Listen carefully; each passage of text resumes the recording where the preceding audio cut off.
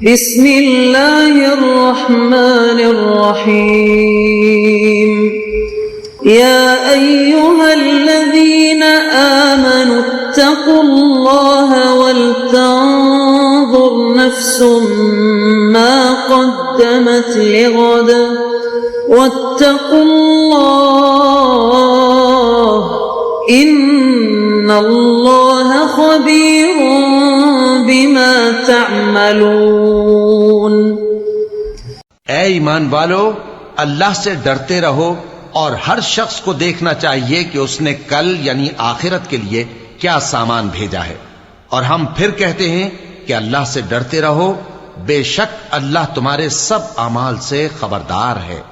بسم اللہ الرحمن الرحیم، الحمد للہ رب العالمین، والصلاة والسلام على اشرف الانبیاء والمرسلین وعلى آلہ واصحابہ اجمعین ومن تبعہم بإحسان الى یوم الدین۔ قابل صد احترام حضرات شائقین و شائقات سچا پیغام، السلام علیکم ورحمۃ اللہ وبرکاتہ۔ آج کی محفل میراث النبی کے نورانی پروگرام میں آپ کا استقبال ہے۔ اہلا و سہلا مرحبا۔ ہم آپ تمام حضرات و مستورات کا خیر مقدم کرتے ہیں۔ محترم حضرات و خواتین، تعلیم کا آغاز ہو رہا ہے۔ سب سے پہلے آداب تعلیم کا لحاظ کرتے ہوئے تعلیم کی طرف متوجہ ہو جائیں۔ پورے دھیان سے سننا، عمل کی نیت سے سننا اور تبلیغ کی نیت سے سننا، یعنی سنی ہوئی باتیں دوسروں تک پہنچانے کے جذبے سے سننا چند خاص آداب تعلیم ہیں۔ امید ہے کہ آپ حضرات ان آداب کا ضرور خیال رکھیں گے۔ جزاکم اللہ۔ بسم اللہ الرحمن الرحیم۔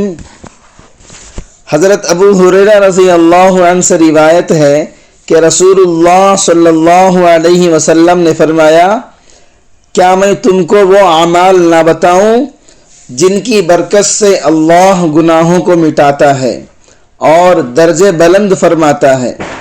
حاضرین صحابہ نے عرض کیا، حضرت ضرور بتلائیں۔ آپ صلی اللہ علیہ وسلم نے ارشاد فرمایا، نمبر 1، تکلیف اور ناگواری کے باوجود پوری طرح کامل وضو کرنا۔ نمبر 2، مسجدوں کی طرف قدم زیادہ پڑنا۔ نمبر 3، ایک نماز کے بعد دوسری نماز کا منتظر رہنا۔ پس یہی ہے حقیقی رباط، یہی ہے اصلی رباط۔ محترم ناظرین کرام، اس دینی اور ایمانی بیان کو سننے کے دوران ہی اس کو لائک کر دیجئے اور شیئر بھی کر دیجئے تاکہ دوسرے بھی اس سے فائدہ اٹھا سکیں۔ اللہ آپ کو جزائے خیر عطا فرمائے۔ اس حدیث میں رسول اللہ صلی اللہ علیہ وسلم نے 3 عملوں کی ترغیب دی ہے اور فرمایا ہے کہ ان اعمال سے گناہ معاف ہوتے ہیں اور درجوں میں ترقی ہوتی ہے۔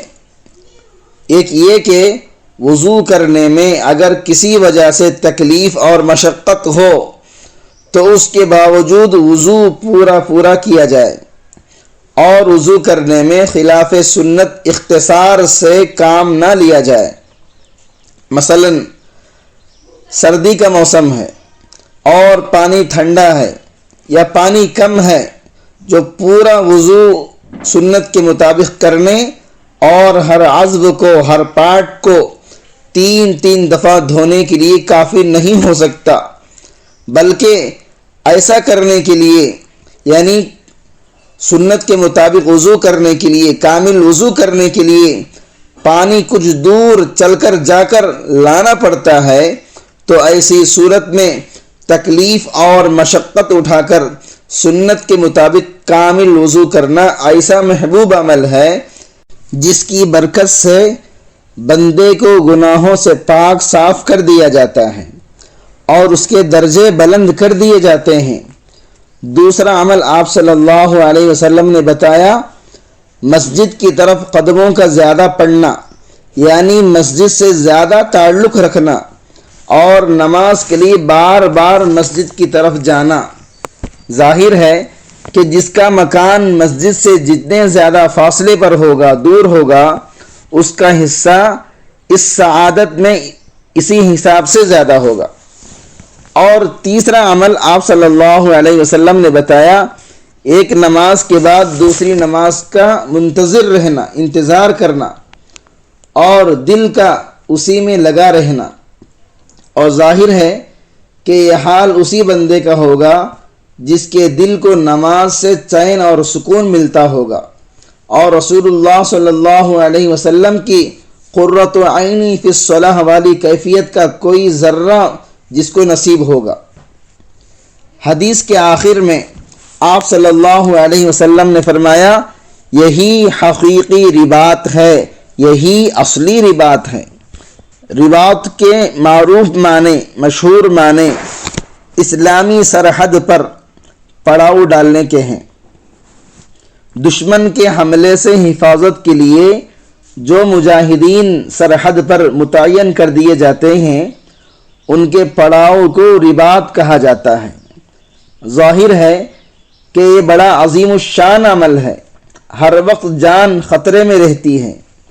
اس حدیث میں رسول اللہ صلی اللہ علیہ وسلم نے ان تین اعمال کو غالباً اس لحاظ سے رباط فرمایا ہے کہ ان تینوں عملوں کا اہتمام شیطان کی غارت گری سے حفاظت کی بڑی محکم تدبیر ہے، اور شیطانی حملوں سے اپنے ایمانوں کی حفاظت مقصدی لحاظ سے ملکی سرحدات کی حفاظت سے بھی اہم ہے۔ واللہ عالم۔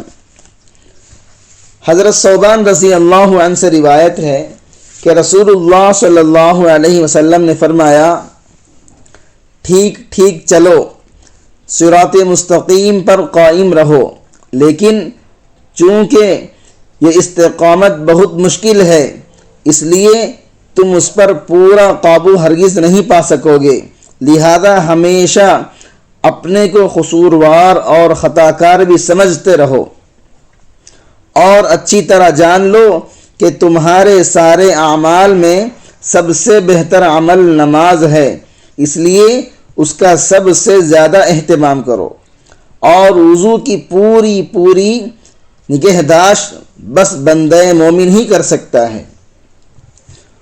وضو کی محافظت اور نگہداشت کا مطلب یہ بھی ہو سکتا ہے کہ ہمیشہ سنت کے مطابق اور آداب کی رعایت کے ساتھ کامل وضو کیا جائے، اور یہ بھی ہو سکتا ہے کہ بندہ برابر باوضو رہے۔ شارحین نے یہ دونوں ہی مطلب بیان کیے ہیں۔ حضرت عبداللہ ابن عمر رضی اللہ عنہما سے روایت ہے کہ رسول اللہ صلی اللہ علیہ وسلم نے فرمایا، جس شخص نے طہارت کے باوجود یعنی باوضو ہونے کے باوجود تازہ وضو کیا، اس کے لیے 10 نیکیاں لکھی جائیں گی۔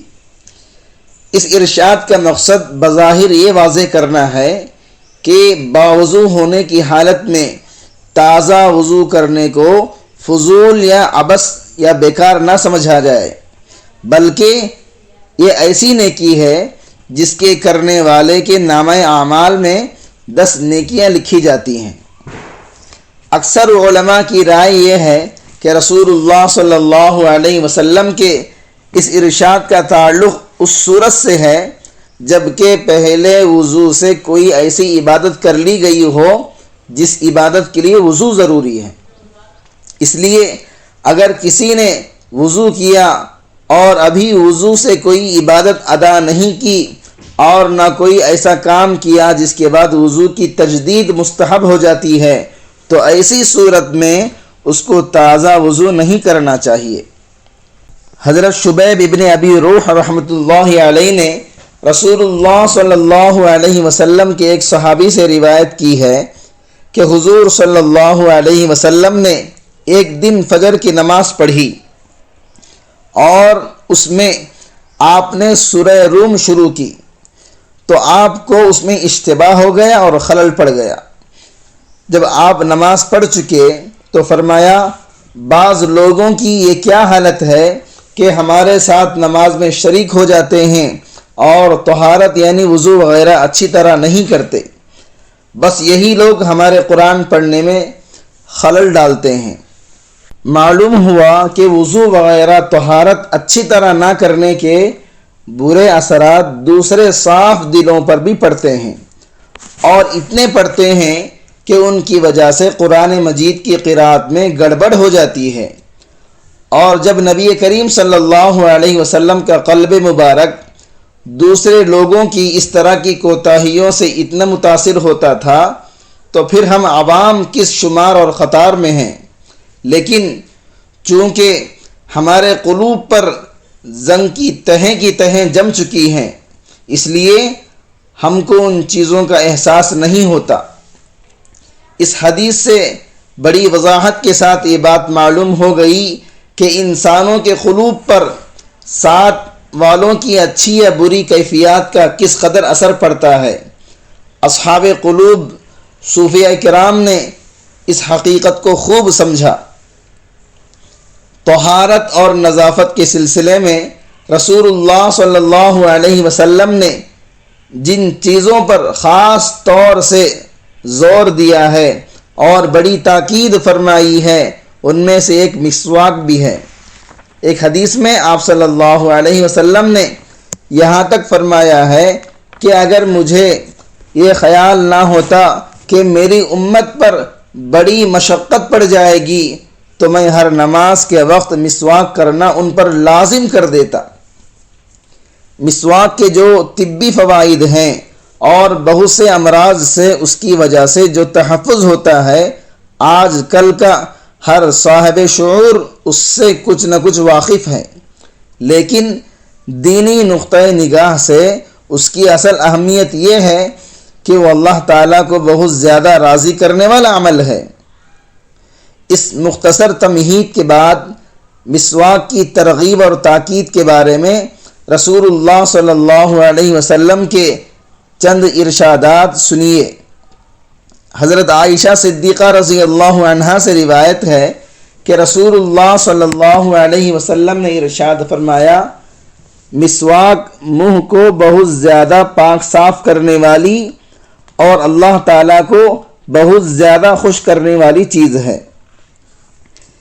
کسی چیز میں حسن کے دو پہلو ہو سکتے ہیں، ایک یہ کہ وہ حیات دنیا کے لحاظ سے فائدہ مند اور عام انسانوں کے نزدیک پسندیدہ ہو، دوسرے یہ کہ وہ اللہ تعالیٰ کی محبوب اور اجر اخروی کا وسیلہ ہو۔ رسول اللہ صلی اللہ علیہ وسلم نے اس حدیث میں بتلایا ہے کہ مسواک میں یہ دونوں چیزیں جمع ہیں، اس سے منہ کی صفائی ہوتی ہے، گندے اور مضر مادے خارج ہو جاتے ہیں، منہ کی بدبو زائل ہو جاتی ہے، یہ اس کے نقد دنیاوی فوائد ہیں، اور دوسرا اخروی اور ابدی نفع اس کا یہ ہے کہ وہ اللہ تعالیٰ کی رضا حاصل کرنے کا بھی ایک خاص وسیلہ ہے۔ حضرت ابو ہریرہ رضی اللہ عنہ رسول اللہ صلی اللہ علیہ وسلم سے روایت کرتے ہیں کہ آپ صلی اللہ علیہ وسلم نے فرمایا، اگر یہ خیال نہ ہوتا کہ میری امت پر بہت مشقت پڑ جائے گی تو میں ان کو ہر نماز کے وقت مسواک کرنے کا حتمی حکم کرتا۔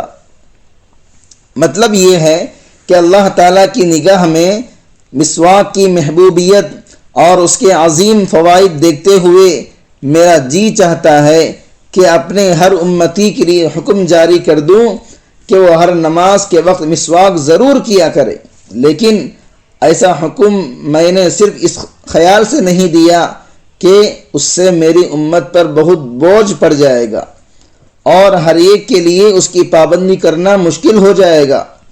غور سے دیکھا جائے تو یہ بھی ترغیب اور تاکید کا ایک عنوان ہے اور بلا شبہ بڑا مؤثر عنوان ہے۔ کفارہ مجلس کی دعا پڑھ لیجئے۔ سبحانک اللہم و بحمدک اشہد ان لا الہ الا انت استغفرک و اتوب الیک۔ معزز حضرات و خواتین، ہم آپ کے بے حد شکر گزار ہیں کہ آپ نے محفل میراث النبی صلی اللہ علیہ وسلم میں شرکت کے لیے اپنا قیمتی وقت فارغ کیا ہے۔ اللہ تعالیٰ آپ کو خوش و خرم رکھے، آمین۔ جو حضرات نئے ہیں وہ سچا پیغام چینل کو سبسکرائب کر کے وہاں پر لگی گھنٹی کے نشان کو ضرور دبا دیں تاکہ آپ کو ہمارے ہر ضروری اور مفید پروگرام کی اپڈیٹس ملتی رہیں، اور ہمارا ہر پروگرام لائک کرنے کے ساتھ ساتھ دوسروں کو شیئر بھی کرتے رہیں۔ اس سے آپ کو صدقے کا ثواب ملے گا، کیونکہ حدیث کے مطابق اچھی باتیں پھیلانا صدقہ ہے۔ اللہ تعالیٰ آپ کو خوب خوب جزائے خیر عطا فرمائے۔